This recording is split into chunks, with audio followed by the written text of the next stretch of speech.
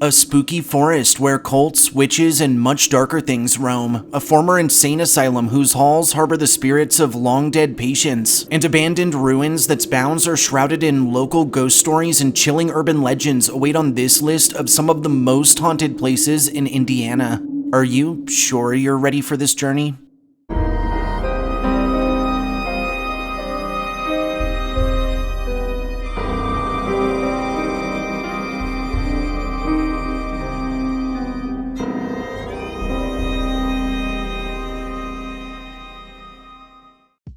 Hey guys, and thanks for joining me on this exploration of some of the most haunted places in the Hoosier State of Indiana. Recognized for its unparalleled nature expanses, pro sports teams, good food and drink, and near endless cornfields, Indiana also boasts a startling array of spooky ghost stories, old hill folklore, tales of cryptid encounters, curses, and so much more. What lies ahead on this list will shock you.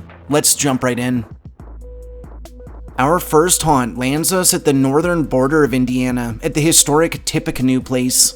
Tipic Place, which is situated in South Bend, Indiana, is a sprawling historic estate toting a rich history alongside an impressive assortment of purported paranormal activity. Historically, the original plot of land now holding this prestigious residence was acquired under wagon and carriage magnate Clement Studebaker in 1868 and actually held a previous abode before his ownership. Subsequently, Studebaker and family would reside in this freestanding home until 1886, when this house was moved to a different lot to make way for his own construction, and our current Tipic place was finished by 1889. Tipic would remain in Studebaker hands for generations to come, and following Clement's passing in 1901, it would be handed down to his son, George, who would reside within his family estate until 1933, when he actually lost the property to bankruptcy. For a time, the premises would be left abandoned. In 1941, it was purchased by an E.M. Morris for use as a city school for the handicapped, and amidst World War II, it would be transformed into a Red Cross headquarters, after which it would serve various purposes until 1970, when it was acquired by historic preservation group Southold Restorations Incorporated. More recently, and as of 2020, this aged estate would be put to use in housing the Studebaker Grill and Brewing Company, which was formerly the Tipic Place restaurant, and it stands today as one of the only surviving elements of the Studebaker family's fleeting manufacturing success. Chillingly, however, it's upon this somewhat precarious history that a number of local ghost stories have formed, and those braving the expanse have reported odd electronic malfunctions, instances of doors opening and closing on their own, and extreme cold patches felt in adverse weather conditions. Tragically, in 1889, a fire would break out inside the old Studebaker mansion, severely injuring a nanny and Clement's son. Sadly, after this incident, Clement's health would rapidly decline until his passing, and it's reported that his spirit may still linger on site. The ghost of Clement Studebaker has been sighted on numerous occasions, usually out of the peripheral, and often seemingly watching over his former abode, while a host of phenomena are attributed to his presence, including items that move around on their own, disembodied whispers and conversations heard from empty spaces, and accounts of food or drink in the restaurant going missing inexplicably. Also reported across the property are odd wafts of smoke or fog that float with seeming sentience, orbs of light visible to the naked eye, and the strong aromas of cologne or tobacco without source. And on to number 2, which takes us to the state's capital city, to the Indiana Medical History Museum. The Indiana Medical History Museum, or formerly the Central Indiana Hospital for the Insane, which is located in Indianapolis, Indiana, is a popular educational facility harboring a dark past whose halls have played home to a number of local legends and eerie tales of encounters with the paranormal. Historically, through the early 1890s, Central State Hospital Administrator George F. Edenharder would set to work on the design of a pathology building that he deemed necessary to the institution's well-being, and under architect Adolf Scherer, what would later become our present-day museum was constructed in 1895 as a state-of-the-art facility featuring a 150-seat teaching amphitheater, bacteriological and chemical research facilities, an anatomical museum, autopsy rooms, a library, mental research labs, and of course, a morgue. Starting in 1900, the Central College of Physicians and Surgeons and the Medical College of Indiana would teach neurology and psychiatry on site, and in 1908, both were merged with the Indiana University School of Medicine, who would continue to lecture within the building moving forward. Through the 1920s and early 30s, the primary study of this weathered old institution was syphilis. By the mid to late 30s, the prevalence of scientific psychiatry would begin to wane. Through the 1940s, a majority of similar facilities across the US would begin closing their doors, and 1956 would mark the last year of our future museum's use under the Indiana School of Medicine. More recently, through the 1960s and 70s, most of the buildings across the Central State Hospital were torn down. However, the old pathology building remained in relatively good condition, with its records actually still usable. And in 1969, the Indiana Medical History Museum was established within, after which, starting in 1984 and into the present, the site has remained open to the public at least once a week. The Indiana Medical History Museum remains open into the present and is popular amongst history buffs, medical practitioners, and tourists from all walks of life. Not really all that surprisingly when considering its grim history, the whole of this aged site is rumored to harbor a number of restless spirits, and both staff and visitors to its bounds have reported objects sighted moving around inexplicably or even floating in midair, instances of displays found completely rearranged in the morning after the building has been locked up all night, and accounts of wheelchairs sighted roaming the hallways after dark.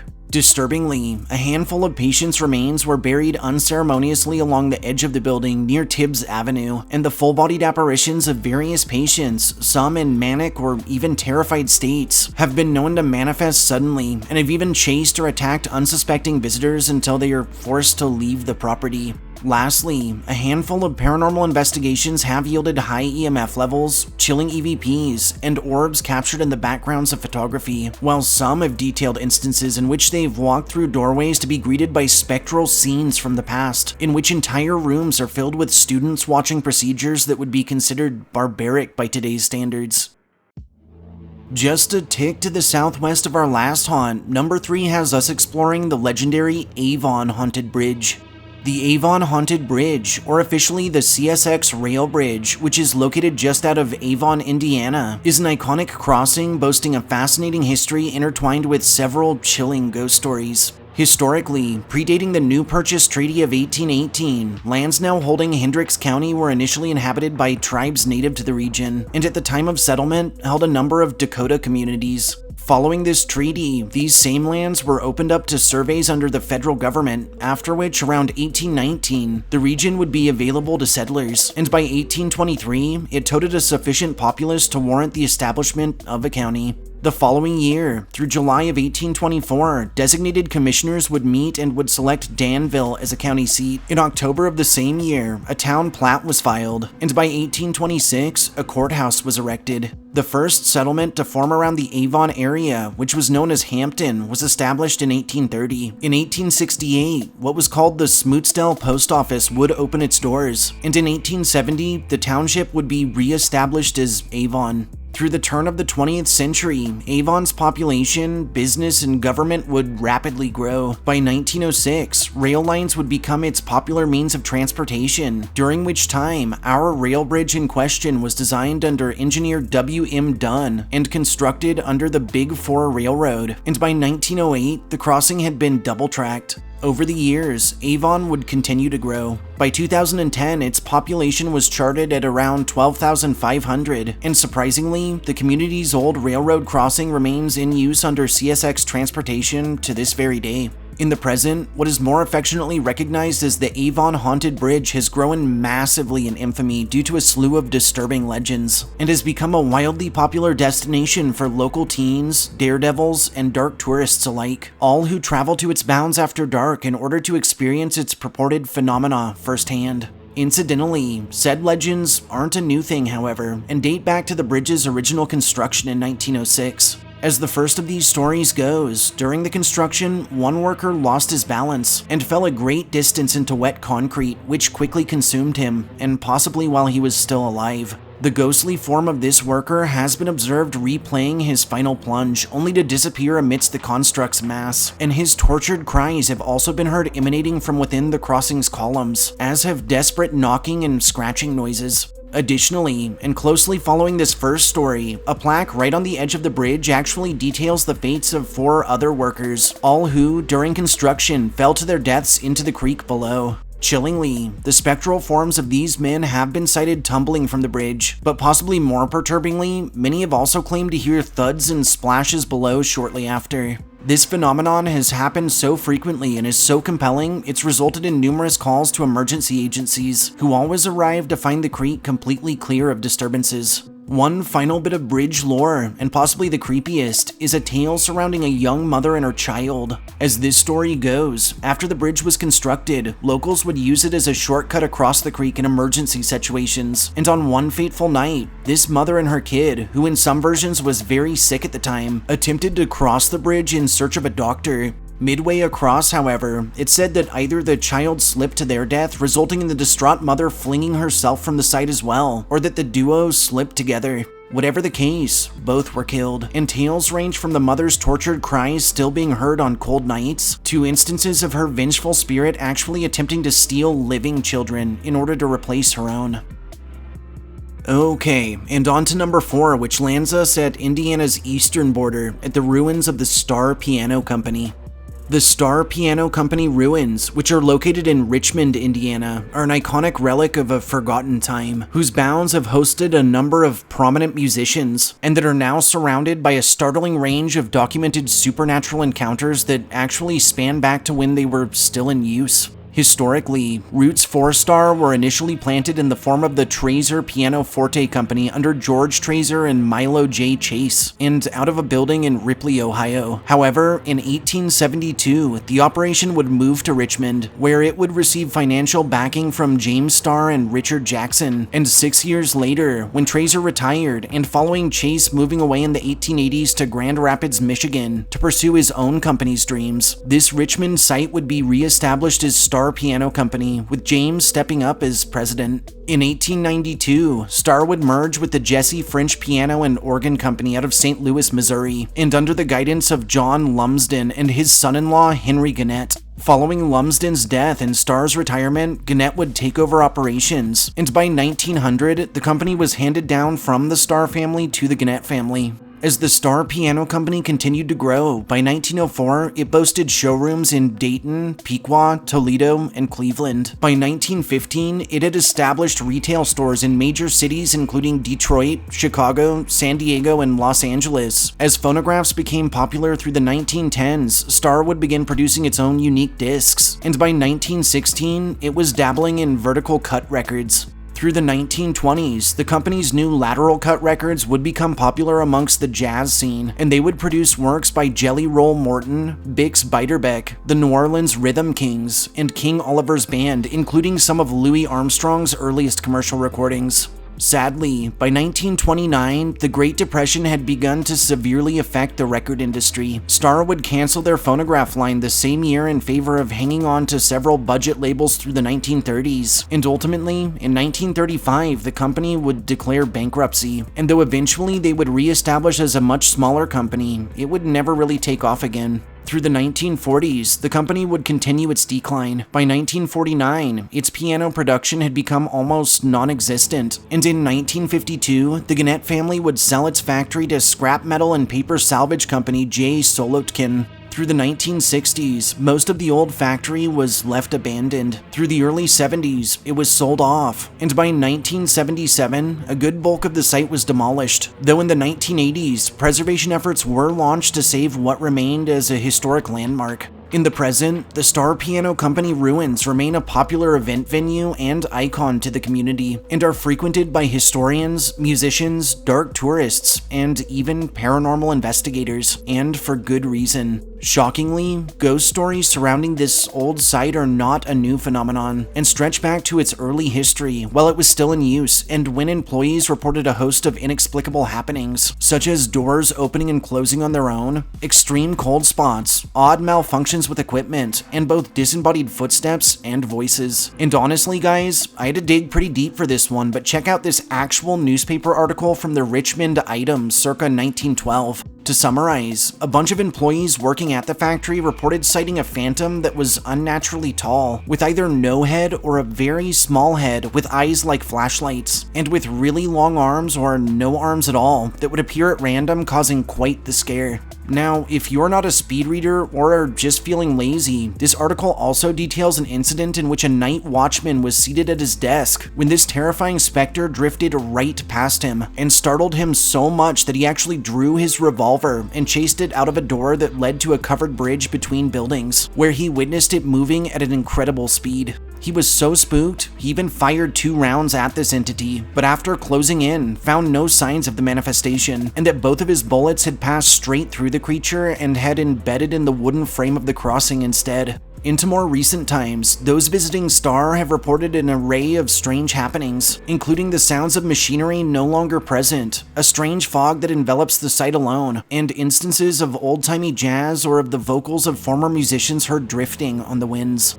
Lastly, and possibly the most famous hauntings of these weathered ruins, are accounts in which those exploring about turned to find the entire factory, even the parts that were demolished, sitting before them, with lights coming from inside and the sounds of active work being performed. And on several occasions, a ghostly old truck has been spotted near the long-dormant loading dock. Saving the scariest for last, our 5th and final haunt has us exploring quite possibly one of the most terrifying haunted forests I've had the privilege of covering. The Yoki Woods, which are placed within the Francis Slocum State Forest out of Peru, Indiana, are a lush and deceptively serene expanse that told a surprisingly terrifying number of ghost stories and infamous local legends. Historically, lands now holding Peru and its surroundings initially played home to tribes native to the region for thousands of years, including the Miami and Potawatomi. However, by the time the Beaver Wars had begun, primary tribes in the locale were recorded as the Lenape and Shawnee. On August 18th of 1827, one Joseph Holman would purchase land near the confluence of the Mississinewa and Wabash rivers from the Miami. By 1829, he'd laid out plots for the town of Miamisport, and following a slew of settlers, in 1834, Peru was eventually founded under William H. Hood. By 1835, Miamisport would slowly disappear in the shadow of a growing Peru. In 1837, Frances Slocum was reunited with members of her family in the area after nearly 60 years of living amongst native tribes. And through the early 20th century, Peru would act as home to the Model Automobile Company, which, like a number of early brands, did not survive against titans like Ford and Buick. In 1913, Peru would suffer massive flooding, which would total a jaw-dropping $3 million in damages, or what would amount to about $90 million today. And in 1933, the local police department was robbed by public enemy number 1, John Dillinger, and gang. Through the mid-30s, the Francis Slocum State Forest was established and was named after the aforementioned historic figure. As her story goes, Francis, who lived from 1773 to 1847, was actually initially a captive of the Delaware tribe that would go on to live with the Miami out of both Ohio and Indiana. Through her life with this tribe, she would build a family and would even marry a man named Shipacona, who would ascend as chief of his people until he went deaf, after which he would form a community called Deaf Man's Village right within the bounds of our modern-day Peru. More recently, within the state forest in 2018, tragedy struck when 22-year-old Drake Smith was beaten to death there, after which his killer, 24-year-old Ethan Kane, was eventually captured and sentenced to 55 years. Now, if one travels to the Mississinewa Reservoir, they'll likely come across River Road, and it's off of this particular stretch that our area in question lies, being the Pinoki Woods. Chillingly, this particular region has long been shrouded in stories of terrifying ghostly activity, cryptid sightings, and more. And honestly, guys, I don't really even know where to start with this one. A simple Google search of what's been experienced out there will yield so much information, so many eyewitness reports, blogs, articles, and more that it's actually kind of mind-boggling. And how often do you really hear me say that? So first and foremost, the area is said to play home to a range of ancient native sites and, you guessed it, burial grounds. And it's believed that disturbance of these sacred places has led to an overall spiritual unrest or curse. Incidentally, those braving the woods here have reported phantom drum beats, chanting and singing, and encounters with full-bodied apparitions in traditional attire. Additionally, a number of cryptids from native lore have been cited, including Sasquatch or skunk ape, gullywomps, which are basically large, hairy, aggressive monsters, mud mermaids, which are super disturbing merpeople that crawl after their victims, wendigo, and strange animal abominations that own no classification. Later into the town's existence, namely from the 1940s up through the 80s, a range of reports from Pinoki details satanic ritual sites, sacrificed animals, and according to some legends, even people, and a host of occult offerings. And chillingly, even to this day, locals warn of rampant cult activity, of witch covens, and of run-ins with groups of hooded figures that are less than friendly. This activity is believed to have left the whole area cursed, or maybe to have opened some sort of portal, and disturbing accounts detail run-ins with creatures that seem demonic in nature, strange growling noises heard from thickets, evil whispers, and to instances in which unsuspecting daredevils or local teens looking for a fright emerge from the woods with very real scratch marks across their bodies. A range of informal investigations from actual researchers to kids wielding spirit boxes have been performed across Pinoki and have yielded high EMF levels, chilling EVPs, orbs in photography, and hits on communicative devices that entail inhuman voices asking their users questions like, who are they, or if they want to stay, or worse. And several have described being literally chased from the area by some malevolent, unseen thing. One hotspot within the woods is an infamous cellar, which is an old stone doorway that seemingly opens up into the earth itself. A number of legends surround this demesne, ranging from serial killers to use by occult practitioners that strangely mirror the Blair Witch, and those who have neared or even entered it have reported having their hair pulled, the chilling sounds of children's laughter, phantom knocking, and an overwhelming sense of panic or even disorientation that results in them losing their ways and becoming lost within the woods. On a closing note, Pinoki is extremely popular amongst both locals and tourists, and if you dare, you can actually find groups that hold safe and family-friendly hikes, storytellings, and even Halloween events throughout the area. But as a word of warning, longtime Peru residents warn the curious that braving this forest is not for the faint of heart, and while they almost guarantee that adventurers experience some general paranormal activity, they also go on to elaborate that explorers may run into something much, much worse. So be careful out there. Thanks for joining me on this journey through some of the most haunted places in Indiana. If you enjoyed hearing my histories and ghost stories, subscribe to my channel, throw this upload a like, and share me with anyone you feel could use a good scare. I'll catch you all next time.